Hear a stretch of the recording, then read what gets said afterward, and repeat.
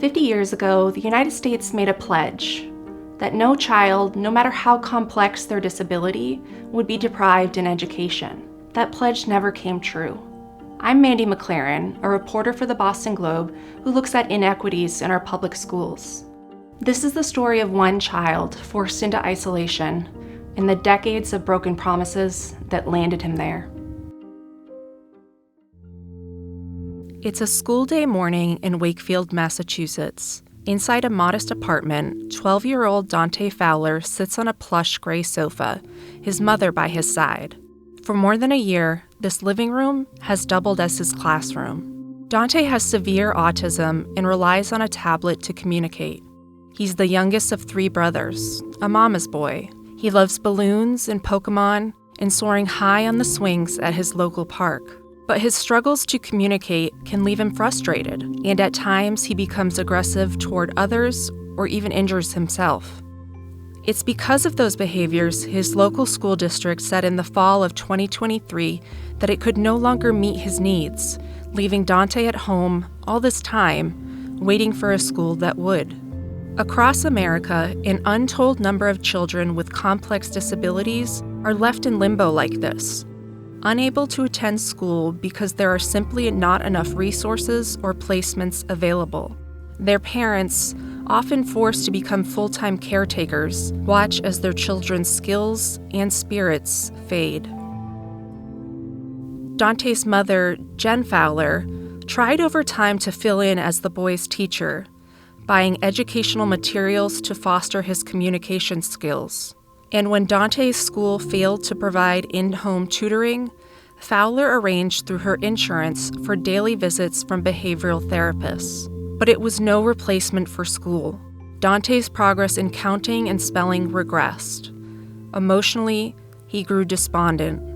Jen had tried to give her boy some semblance of a normal school day routine by conducting circle time, the structured carpet routine in grade school where children discuss the weather, days of the week, or their feelings. The activity only underscored Dante's isolation.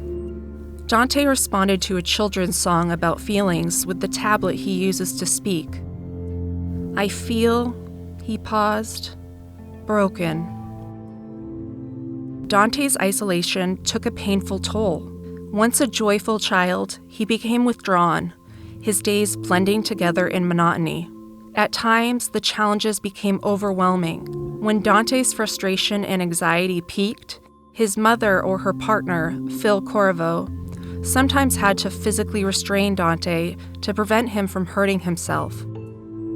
The emotional and physical strain on the family grew with each passing month. Dante's experience is rooted in decades of underfunding. Schools are understaffed, teachers are overwhelmed, and families like Dante's are left in the lurch. Under the 1975 Individuals with Disabilities Education Act, public schools are legally bound to educate children with disabilities, providing instruction and therapies to meet their individual needs. Robust federal funding was promised, but not once in all these decades has Congress lived up to its end of the bargain, a promise to cover up to 40% of the extra cost needed to educate children with disabilities. Today, the U.S. government contributes a mere 10% of the cost, just a quarter of its 1975 commitment. To fix the problem, Congress would need to allocate $31 billion more in special education funding every year.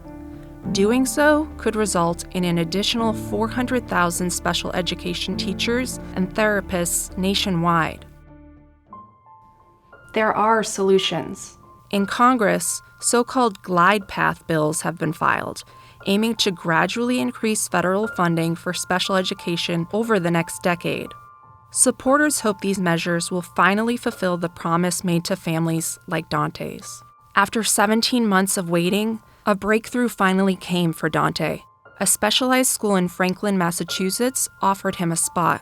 On an early April morning, Dante got dressed in blue jeans and a long-sleeve shirt. He spun in a circle as Phil spritzed him in cologne.